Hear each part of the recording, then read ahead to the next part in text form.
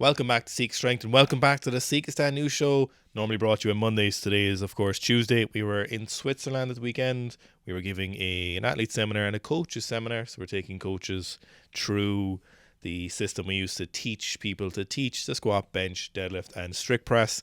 And if you're interested in getting into your gym, reach out and contact us and we'll see if there's something we can do. Now, obviously, today's new show is as always brought to you by the Sika Strength app on iOS and Android. 7-day free trial for everyone who signs up. Just click the link below. First up, we have got the great Bulgarian, the shining light of Bulgarian weightlifting, Karlos Nasar. Now, he put up a couple of different things, but the first thing he put up was a 220 kilo clean and jerk. And this started off a little tagging battle between Nino, his great rival, and Karlos tagging Nino in a few things. So we'll look at Karlos's 220 first. Yeah, firstly, I'm going to say that I absolutely love when athletes are tagging each other, start getting a little bit of nip and tuck going between each other. You know, it's a small thing, small little Instagram post here and there that gets a bit of a fire going in people pre-Olympics. Now, in terms of the 220 itself, there's one word to describe it, and that is power. So he also put up a 230 kilo clean, but he cut off the jerk at the end. Whether he jerked it or not is unclear. It's very hard to tell with Karlos because his cleans, once they get above kind of 200 kilos, all move at very similar speeds, which is a testament to his strength and power. But then it makes it very difficult to see if he's actually going to jerk something, because some lifters, for example, Alien, for example, will do a heavy clean and it'll move really well and you know he's going to jerk it, but then in the rare time he does miss the jerk, it's because the clean was really hard. So there was a really obvious indicator system. But with Karlos, we're not really sure. I think it's likely he's done 230 in training. He possibly made this. Now, I could see him putting it up either way. I could see him putting it up trying to intimidate people or his competition and not letting them know. Or I could see him being like, oh no, I actually destroyed this, but I'm just going to keep it in the bag.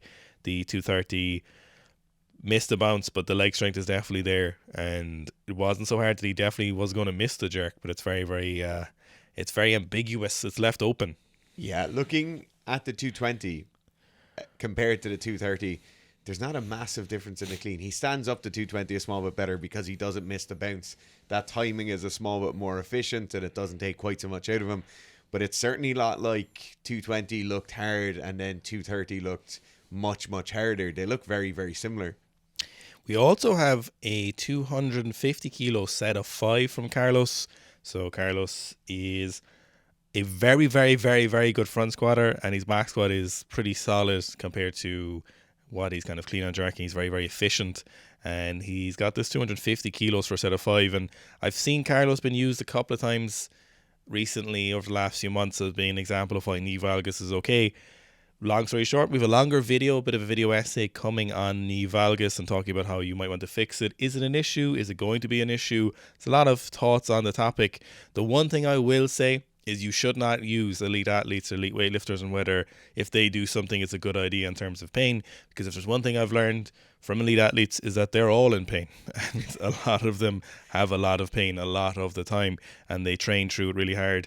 The amount of weightlifters at the elite level who take painkillers before training sessions for multiple training sessions per week is very, very high. So I wouldn't be using elite weightlifters as an example. Now, that's not to say, before anyone assumes knee valgus is the cause of knee pain, but neither can we diligently say it's not the cause. What we can say, though, is Karlos is a very strong individual. Yeah. And even though knee valgus isn't the most aesthetic, he does have an aesthetic squat. There is his physique, the close grip, his upper back extension. It is a nice looking squat to watch.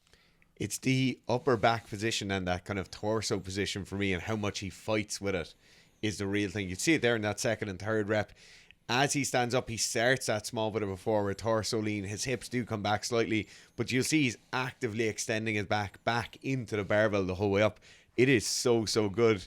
Not only as a kind of Olympic weightlifting style of squat, but if you're an athlete, a rugby player, or anything along those lines, fighting for more of that extension as you stand up is definitely the way to better squats. Now, here's a sneak little surprise peek as well. So I posted this on our Instagram, but it was recorded from Sohrab Moradi's story. He put up a 225 kilo clean plus front squat. I got a little shock because I thought he was going to jerk it when he did the initial dip for the front squat. So Moradi is retired. He's not doing any jerks from what we can see. We just see him doing squats and cleans and power cleans. And I suppose what the absolute fuck is a retired weightlifter doing cleaning 225 kilos and front squat 8? That is so far outside the realms of just messing around and training anymore. He's obviously pushing for a certain number. I have to imagine. I assume he's going somewhere with this. Surely he is. He might be doing that classic thing of a little concurrent to Olympics peak. You know, just a show. Just wants to hit some big weights. Everybody else in the world is hitting big weights. Maybe we see it all the time at pretty much every Olympic Games. Either the retired athletes or the band athletes will be pushing themselves a bit more just to try and hit the numbers at the same point everyone else is hitting them. An interesting thing when I look at this is just his stance width. So obviously, as we go from pulling on the barbell to pulling ourselves under and catching the barbell, our feet are going to shoot out to that wider squat stance. But in his case, you'll see he actually goes and narrows his stance again for the front squat. So it's very likely maybe he's just slightly out of practice, shoots his feet a bit too wide as a kind of compensation method to catch the clean. Then when he goes for the front squat, he comes back to that more standard squat position. And certainly the front squat looks a hell of a lot easier than the bottom of the clean looked for him. Now, the opposite side of that spectrum of Karlos is Nino, although I think it's likely we might see Yasin Lopez pull a massive lifts out of the bag, but the most likely upset, the most well-rounded lifter on the snatch and the clean and jerk here is Nino. He posted this 250 kilos also for a set of 5, so I assume he saw Karlos' story. Nino's a very good squatter. We haven't really seen Nino push his limits on the squatter. We haven't been privy to what he has done. He hasn't shown us on Instagram or anything what his best lifts are. A very nice back squatter. We've a longer video on his back squat on our YouTube channel if you want to look at the technical breakdown of that and see what you might get from that yourself. But very different build from Karlos. Neither of them are, stereotypical. If someone asks you to make a Lego man for weightlifting, neither of them are that individual. But Nino's a very strong squatter, and other than that 230 jerk we saw from rack, he's kind of keeping his cards close to his chest, just like that 230 clean but no jerk from Karlos. So this is very, very exciting. We'll be there to watch the events in person, so we're very excited to see that. And it's kind of all to play for yet. We don't really know who's going to be in what shape. It just wouldn't make sense to show them if you're in bad shape. No. Neither would it make sense to show them if you're in exceptionally good shape. It's very important just to keep your cards close to your chest. What I'm looking forward to is the post-Olympics posting of massive excess world record training lifts, which is arguably the best part of the Olympics. Absolutely. Or some crazy complex done with something equal to the world record. Yeah, 200 kilo front squat, jerk, 224 or something. A really funny thing here is, so Karlos commented on this post and goes, happy to see that you're ready, bro. I was a little concerned about you. And then he says, can't wait to see you in Paris. But I love No, stop now a second. He said, I haven't patience to see you in Paris for another great battle. That reads to me like a letter in the 1600s. He's Napoleon Dynamite or something, 1800s. He's writing to his mistress, I haven't patience to see you after this cold winter. That's like he wrote that with a quill. I know that's Google Translate, but that reads like a love letter. That is fantastic. My favourite thing there is just always a little bit concerned about you. Yeah. Well, things haven't been going great lately. It was just making sure you'd still be at the Olympics. Cute numbers, bro. Love to see it. Now so Nino and Karlos were massively sent in for this week's news show, obviously. But this particular video on how the Chinese weightlifting system select their athletes was sent in by loads of you guys. Some people are asking for a longer video. We might do that.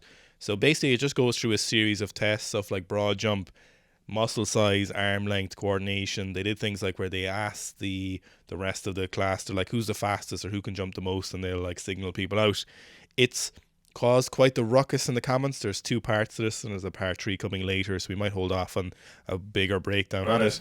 Now we'll probably look at a longer breakdown if there's sufficient stuff there, but the big thing is some people are saying, are these tests sufficient? And then there's a little bit of conversation where it's like, oh, you're taking them away from their families and you're bringing them to national centres to train and live as an athlete. And there is a lot of interesting areas around it. So on the second part, in their defense, it did seem like that the parents could submit to that or commit to them bringing the kids to those national centres. So it wasn't like they were just running into the school, putting a knapsack over the kids and running off with the ones with the biggest asses. Like they were asking parents for consent, and the option for them to have a much better life seemed to be the big outcome from this. So that is quite interesting on the second part.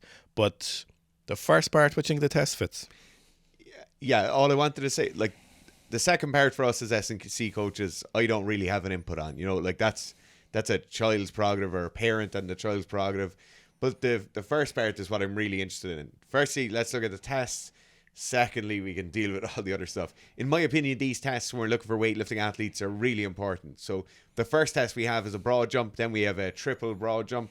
So you're looking at a couple of things, just the ability to produce a lot of force, and the ability to produce a lot of force quickly, obviously, is very, very important. They're also able to see the kind of jumping mechanics of the child. If the child isn't able to jump and land very well, it's going to tell you a lot about that child. They're probably not going to develop that as a 12-year-old, a 15-year-old, certainly not as an 18-year-old. You're going to be able to tell that with a kid when they're very, very young. Now, in terms of looking at those morphological factors, it's obviously important. You're going to be able to tell those femur lengths, the ratio of femur to tibia to torso.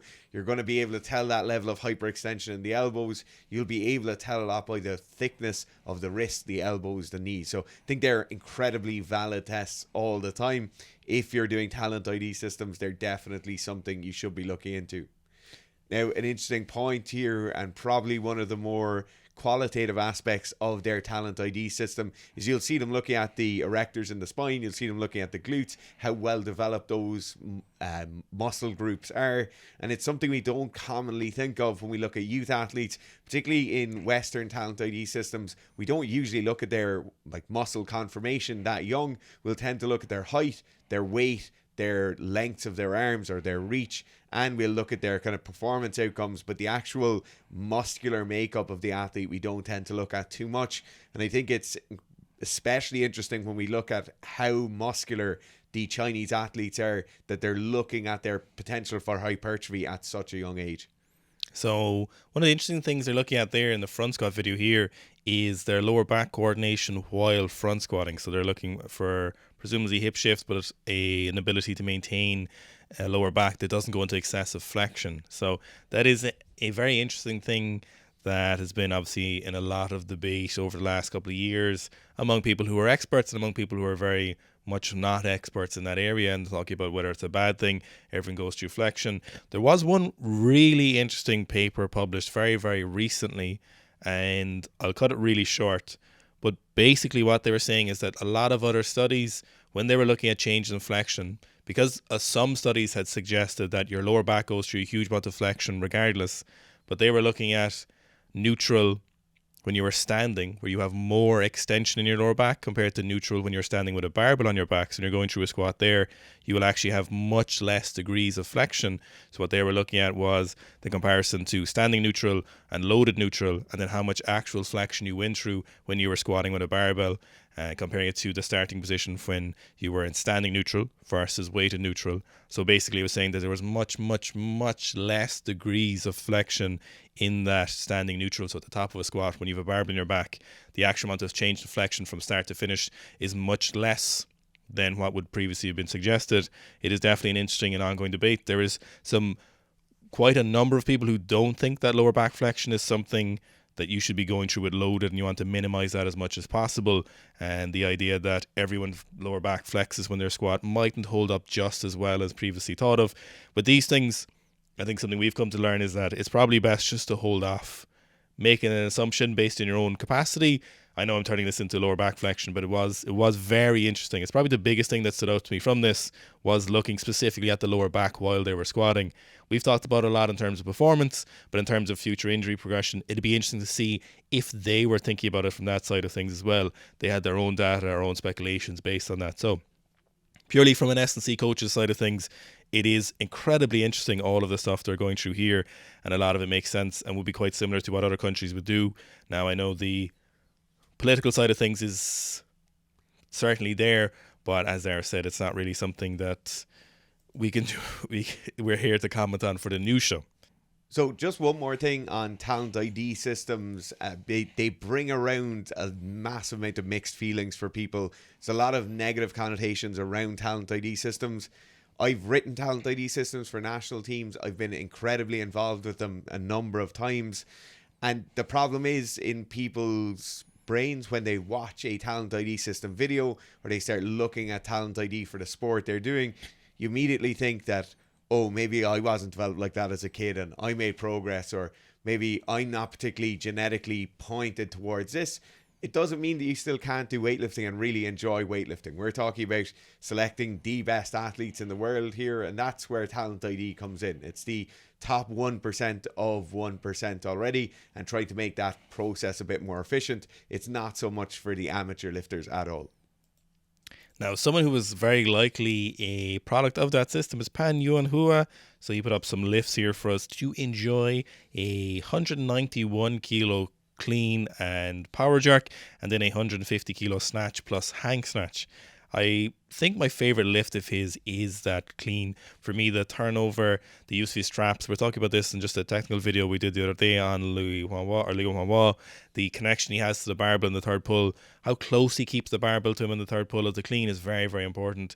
It's a really hard issue for lots of amateur lifters to figure out, is keeping that barbell close to them in the turnover of the clean. Very often people are in a race to underpull the barbell or simply just cannot keep the barbell close to him after contact. So this is just a great example, and he does it so well and he does it so fast. It makes for a fantastic clean, especially at 191 as an 89 kilo lifter. All I'll say is wholly external rotation. Yes. How we commonly come up against it when people talk about ideal squat stances or ideal catch stances. How toed out should I be? And there's always the caveat, we'll give them the standard framework, and there's always the caveat that depending on how you're made, depending on the relative shape and size of your hips and how that femur interacts with your hips, you might be more toed in or more toed out. In this case, you're seeing the far end of one of these spectrums here with the extremely toed out catch position. It's almost strange to look at, but it's obviously working very well for him. He's on the Pink Lou crew as well. It's just you and him. Now throw back to a lifter from the early 2000s or 2010s, Milkotokola, who I don't think weightlifts anymore, or seems to be largely doing clean deadlifts. So he put up this 330.5 kilo clean deadlift, and I know Milko holds a very special place in a lot of people's hearts who've been lifting for quite a while. And you'll remember stuff like the pig squat and his training videos, and he was a Finnish weightlifter, a very, very good weightlifter, but he seems to be primarily just putting up massive deadlifts, and a 330.5 kilo deadlift is massive. He competed as an 85 usually, looks a bit bigger than he used to be. Maybe he could be like 95 or a little bit less here. So it is a huge multiplier of body weight for a deadlift, and it's very, very clean, conventional deadlift on top of that. If I remember correctly, he had big problems with his knees after a certain length of his career, didn't he? He used to have the thing where he passed out after clean and jerks, even when he made them routinely. Yeah. I don't know if he had knee pain. I'm assuming if he was weightlifting, he did have knee pain. But this is such a fast pull off the floor. Yes. Like the speed of just even taking the whip out of that barbell is so fast. It's just the classical speed of the weightlifter pulling on a bar. It's a gorgeous pull to watch. He was also an incredibly fast lifter as well, which is one of the reasons people loved him, and the intensity he brings and brought to training. So he didn't really retire for any particular reason, as in like there was no major incidents or his performance wasn't declining. I think he just moved on with his life and career, but it's great to see him still getting after it with training. Now here we've got an Uzbek lifter, Usarov Sunnat, with this beautiful 170 kilo snatch. I think this is my favorite lift from this week's news show. This 170 just really tickled my fancy. It's the conundrum of the knees out in the snatch pull usually just looks a little bit more aesthetic, or sometimes can look more aesthetic despite being a less positive style of lifting, but it usually makes the lift look really nice for some reason, and this 170 is so nice. Black Romleo 2s, white socks. No, everything about this. The aesthetic of this lift, blue matching outfit. You can't discount look good, lift good. You can't discount that. That is a thing. Even down to the loading of the barbell here. Yeah. 225s, a yellow and a green. Everything about this looks good. Do you know what that loading tells me? What? Someone who's not intimidated by 170. Yeah. That's somebody who couldn't care less about 170. He wasn't like, oh, if I load different plates, my brain won't think it's 170. He's like, no, this is the most efficient way I'm going to load 170. No, he's sitting on the bus, and 170 is merely another stop he's not getting off at. Yeah, except lovely. This is such a lovely snatch. Again, on that, it looks like Bektimur they're in Georgia. It looks like that place that Lasha seems to train. So the up in the multi-floor story training center. It is funny as well. We always thought it was some secret area because the building behind was never finished. The building looks finished now, though. It looks finished now, but it looks like it's just lovely inner city apartments. Well, no, it's in the mountains for sure. Okay. Maybe it's a resort. Maybe. Next up, we've got Jordan De La Cruz with this 85 kilo snatch. So Jordan is a beautiful technician from Team USA. Always, what I would say, super precise for technique. Yeah, the defining factor, or one of the main kind of hallmarks of her technique for me, and when I commonly use her as an example with athletes, would be her catching position. So the catch position here, or the bottom of the overhead squat position that Jordan has, is pretty much close to perfect. It's as perfect as any normal person is going to have. A few things that really stand out for me here. So the first thing, when we see her in the bottom position, that vertical and upright torso angle with a slight forward inclination. A lot of the time when we really push for the vertical torso angle, people get out of position. They tend to push their hips a bit too far forward. They'll put the weight too far forward on their feet. You'll see here an almost vertical torso, slight forward inclination. Now, the second part that comes along with that is how well organized her upper body is. And how I start with this, or what I'd get an athlete to look at first, is her head positioning. So a very natural thing people will want to do is drive their head forward and through the hole. This will create a gap, if you're watching from the side, between the back of their head and the arms. Now, this isn't something we ever want. It tends to lengthen out those muscles of the upper back. It's harder for us to maintain that upper back extension that we need. And the other thing it does is it just puts more weight forward. So when we look here, you'll see the kind of hole of her ear is just in front of the line of the bicep, and that is perfect. Then finally, we have barbell stacking straight over wrist, wrist stacking straight over elbow, elbow stacking straight over shoulder. And this is as close to a perfect position as you're realistically going to see. Now we've got Kyle Bruce from Team Australia. So Kyle is heading to the Olympics. He's put a lot of work in, and he's been in that interesting place where he's have to work full time, run a business and stuff. So he's been putting a lot of sacrifices in there. So as hard as it is for a professional athlete to make the Olympics this year, more than literally ever it has been for the Olympics, he has the added extra of trying to keep his life going on top of lifting. So no joke whatsoever. But he put up this 170 kilo clean, two hang clean, with low hang clean without the use of straps, so using the hook grip. And remember, he's an 89 kilo lifter. Very, very nice clean, super good pull on there, keeps it super close to him. One thing I really would like as well about Kyle's clean is that he holds the hook grip in the bottom position. It's hard to do. It can put a lot of demands on it. It can put a lot of demands on the tissue around your elbows. It can sometimes slow down that barbell turnover if your soft tissue, your joints aren't moving super freely, which is something that takes a lot of work to maintain. So it can be inhibitory, but we get a lot of benefits to that. We get a much closer connection to the barbell in the turnover. We end up with a really solid catch position for the most part for a lot of people, because when we keep that position there where we're squeezing the barbell in our hand and we keep it close to us, we can pull on that barbell a little bit harder. We can move a little bit faster. So hopefully we get a little bit of better timing. So we get better timing and we're holding the barbell in our hand with the hook grip. We often end up with a better position in the bottom, a much more rigid and much more robust bottom position with that hook grip. Again, it is hard. It's definitely not for everyone, but I would recommend you try it and see how it feels. Give it a couple of sessions when things are lighter. So you might feel a little bit of pain in the elbow, but if you can make it work, I do recommend give it a go for a couple of sessions just to see how it feels and feeling it out. Now here we've got probably one of Dara's favourite lifters at the moment is Bektimur. He's a 73 kilo lifter from Turkmenistan, and he put up these series of snatch plus hang snatch, working up to an attempt at 155 in the snatch plus low hang snatch complex.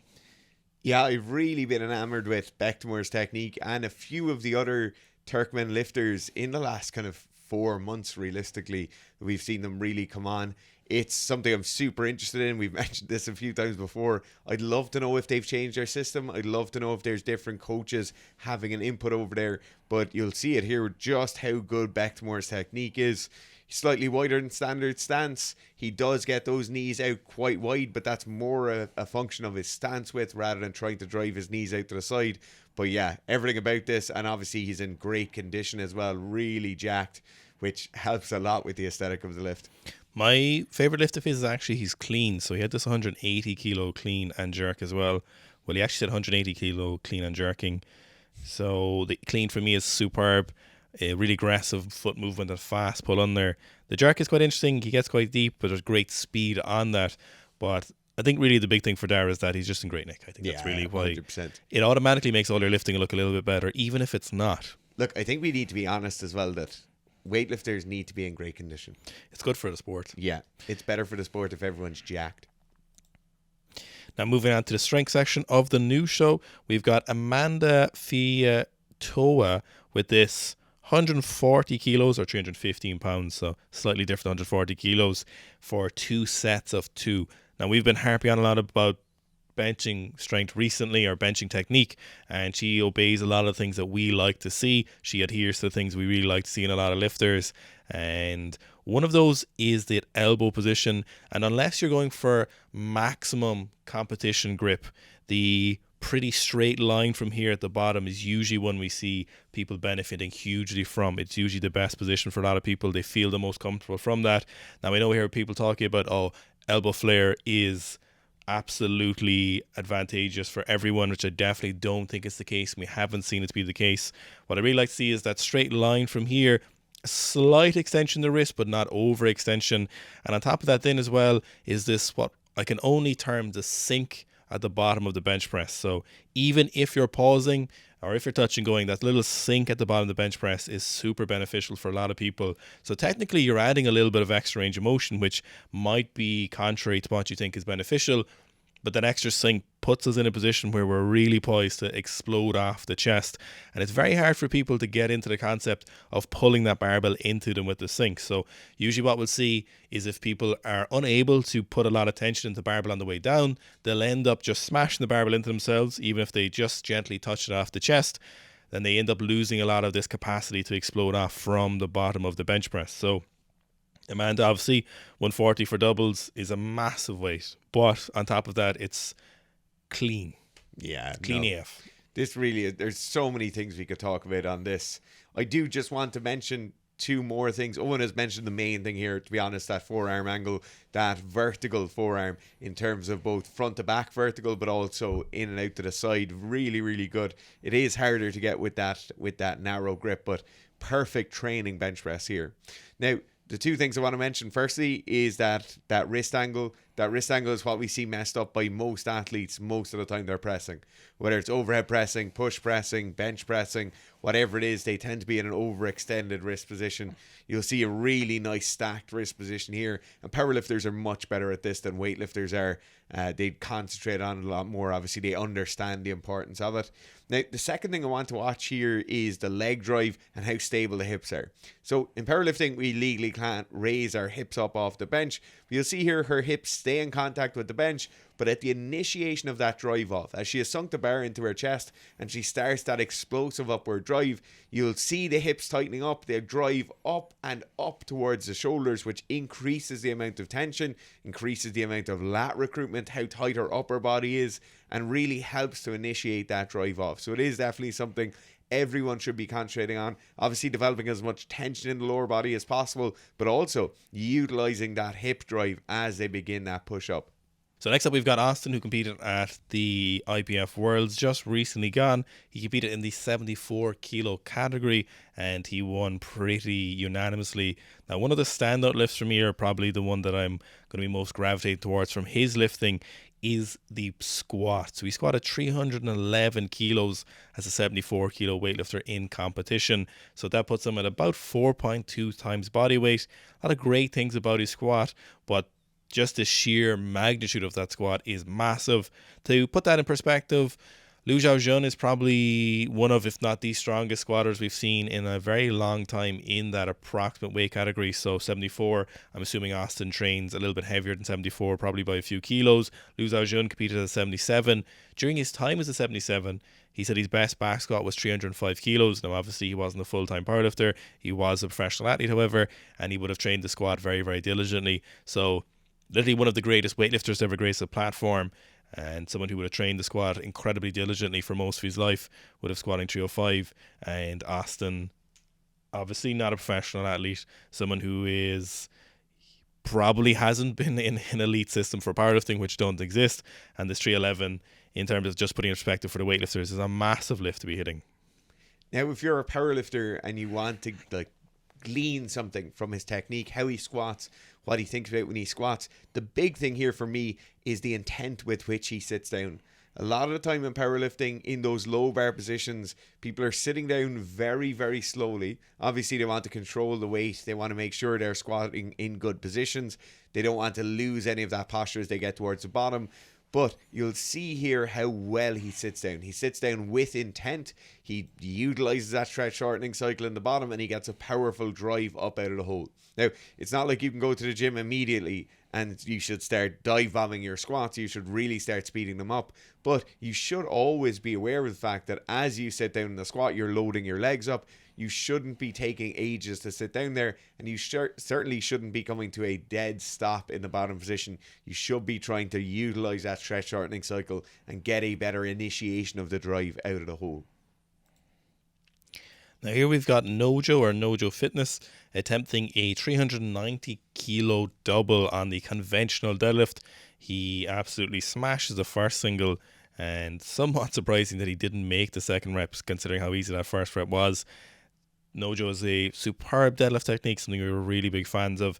That feet just under hip width, relatively toe straight ahead. We don't like to see a huge amount of toe turned out in the deadlift, and then that really long pull up and extension to the barbell.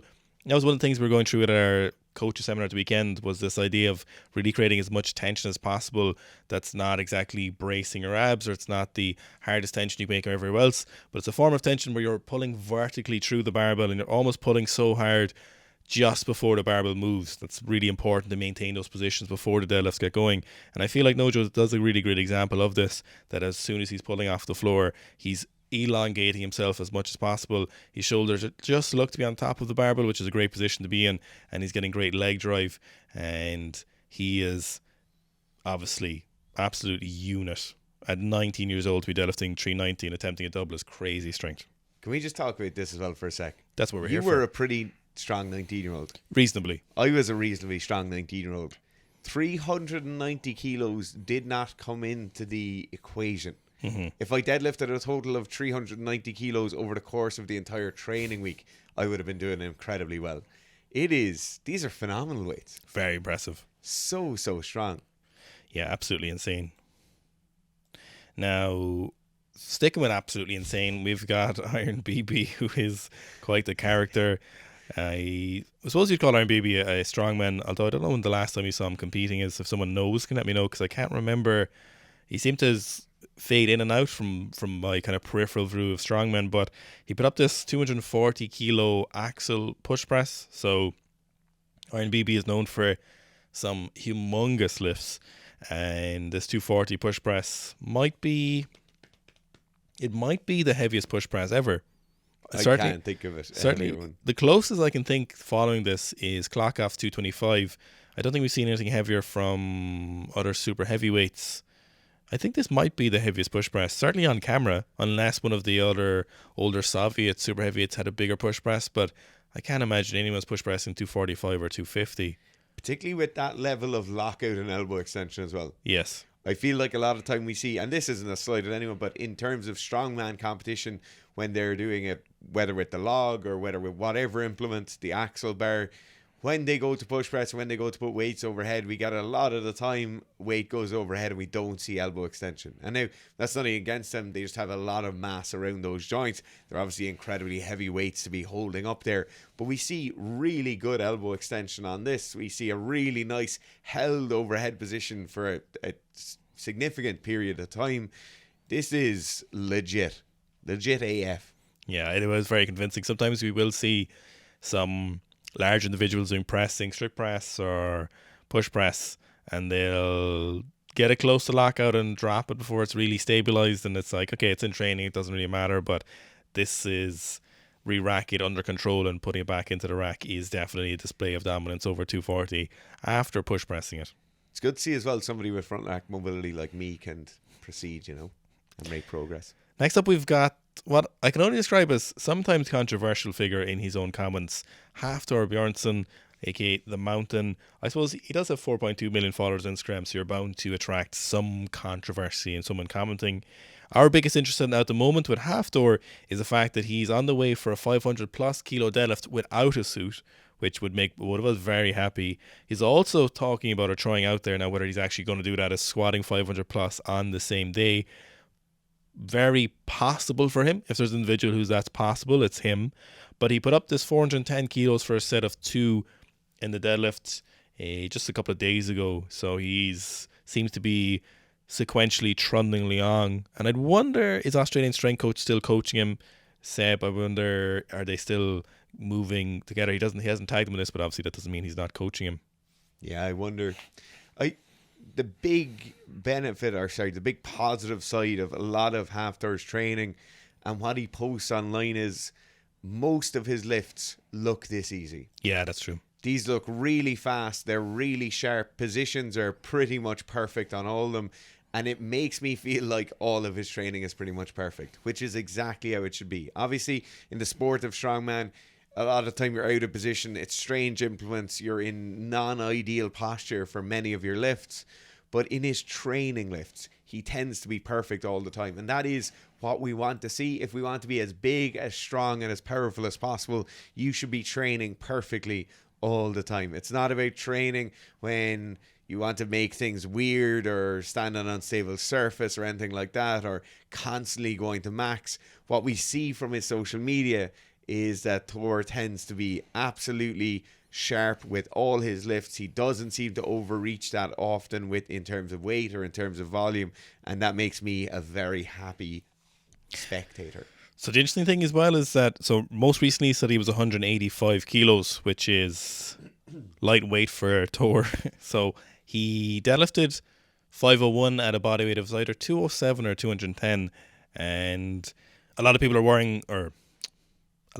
are wondering about that narrow stance. There's probably a couple of reasons for that, but one of them is obviously the bigger drop in body weight. He looks significantly smaller here, but obviously if there's 25 or 30 kilos to go, it'll be interesting to see if he goes back to that body weight.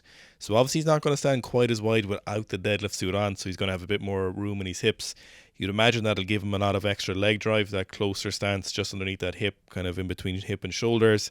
And will he need that body weight? I'm going to imagine he's probably going to need close to it, especially if he's going to lift it without the suit. Assuming he's progressed as an athlete, probably has more muscle mass, probably a bit easier for, say, leaner at those heavier body weights. It'll be interesting to see how his body weight transpires, but I'm going to imagine he's going to be quite a bit heavier coming closer to the event. Probably closer to that 200 kilos or more whenever he does plan to attempt a 500 plus again. Yeah, you'd have to imagine with the scope of that event and how heavy the weights are, the fact that he's doing 2 on one day, if anything, he might be even heavier when he goes to attempt it. Yeah, if he does attempt. Now here we've got Tomtheowens, or as he's called himself, Tom the Owens. He is a under 105 kilo strongman from the UK, and he did this 160 kilo axle and what we call the belly clean. I know it's a continental clean, but very rarely do they actually power clean it up from there. So he's doing a really, really high block power clean with 160 kilos. Then he goes into a push press. He says it's so close yet so far, but to me, that's a training make. I mean, if I did that with 160 on an axle, I'd be like, yeah, I made that. That's 3 white lights all day. Yeah, that looks like a lot of reps from a lot of other strongmen, so I'm not fair juice for him to saying he didn't think he made that. Now, the other crazy thing with this lift is, so when he gets it to the belly position, he basically doesn't extend upwards, and he does a really good job of yeeting himself under the bar with his upper body strength. Mm-hmm. It's a strangely very efficient technique. We always talk about on the clean, the main priority is pulling yourself underneath. Obviously, when we get to the axle bars, we get to the strong men bringing the axle bar up in a power clean esque style position, they tend to do something we'd refer to as over pulling. They lean back a lot at the top and they have to do it, right? The barbell doesn't turn. They're not going to be getting under quite so fast. But in this case, we see him bringing it to the hip, then there being, to the belly, then there being a small bit of a dip and drive, but nothing major. And then he pulls really quickly under. So it's yet another step towards that more Olympic weightlifting style clean that we're seeing for the overhead work, for the power jerks, for the behind the neck jerks from some of the other heavier and bigger strongmen. What's the most funny thing about this is that he technically did a power clean cluster. So because he never stood up from the bottom of the catch position, it's technically still a cluster. So he's attempting a 160 kilo power clean cluster with an axle barbell. Yeah, just lunacy. To lunacy. Put that in perspective. Now here we've got luisa.tremel. She is a German javelin thrower, and she put up, or assuming it's a female bar, and I think it is looking by the shortness of the collars or shortness of the barbell overall, is a 95 kilo power clean from the floor with really, really good technique. Good foot movement, no crazy catch position. Using straps, which is something we see very, very routinely with these athletes, international athletes.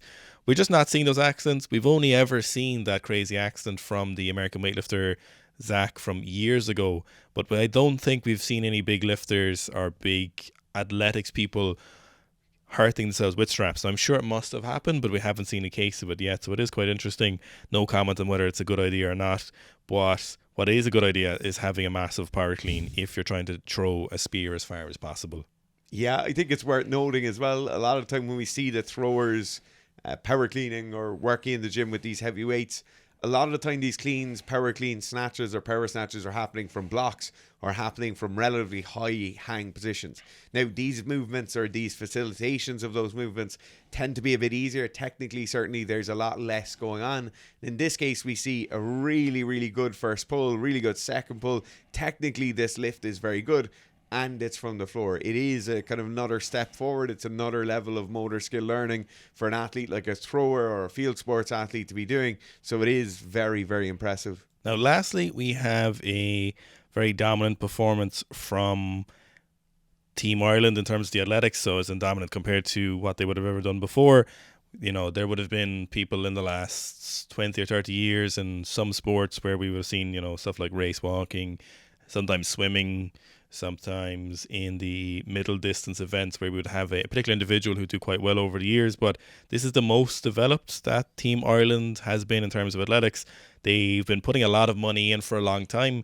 I know that because when Weightlifting Ireland were looking for money 15 years ago, there was like basically a lot of it was going to athletics, and deservedly so. I would say they are reaping the rewards of that support. So what were the medals we got? So crazy. As if I was running. So these are crazy results, right? European Championships. Obviously, there's a lot of athletes in great shape at the moment. Whether they're going to be peaking for the Euros is a question mark over it, right? Whether they're going for medals, whether they're going as a training opportunity, that doesn't really matter. But look at these results, right? So 4x400 meters mixed relay, gold medal. 400 meters women's, silver medal. 1500 meter women's, gold medal. 400 meter women's, another medal again. So it is unbelievably impressive. Yeah. Like a very, very small country, relatively speaking, a very small pool of athletes in terms of athletes who are actually carded. It's a tiny amount of people, and this level of results is just absolutely amazing. Makes you very, very proud to be Irish, and it's great to see that we're getting the job done. Mm-hmm. Yeah, it's great to see. So hopefully they might see something even better at the Olympics in a couple of weeks. So obviously little quietness and little gym lifts from, you can see the track and field athletes, there's not as many big gym lifts across the board, so we saw a lot of those peaking around, if you go by new show times, kind of in January, which is interesting, and we kind of were talking about we'll probably see a lack of those as they get into their seasons and coming up to the biggest competition for those. So thanks everyone for watching the news show. Thank you for everyone who sends stuff into the news show via DMs. It makes the news show hugely better than would be otherwise, so we're incredibly grateful.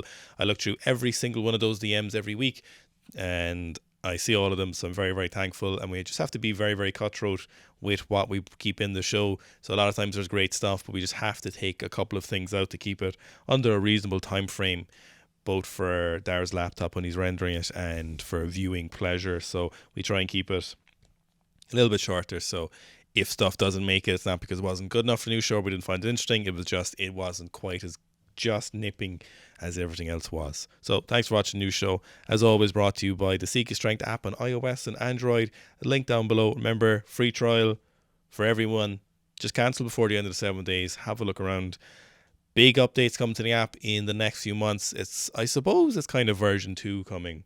It is version 2, I think. It's technically going to be version 14. Yes, so we over an update every month, so we're constantly trying to improve the app and update it based on feedback and improving things. There's a lot of stuff to improve upon, but this big version will be coming in hopefully in about 2 or 3 months, depending on how things go along. So there'll be a lot of extra changes in that. It'll be rolled out in stages, so do keep an eye out on that, as we're incredibly happy with the app as a product.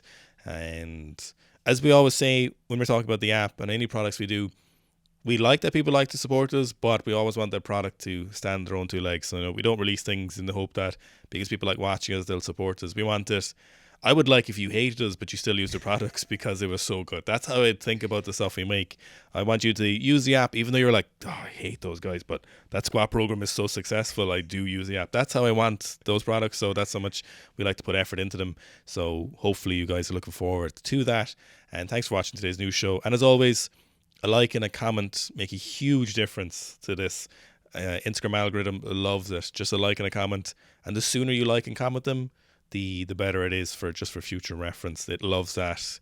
You would not believe, just to make this new show a little bit longer, but you would not believe how much difference a couple of likes and comments half a second earlier or 5 seconds earlier into the video makes for how many other people see it.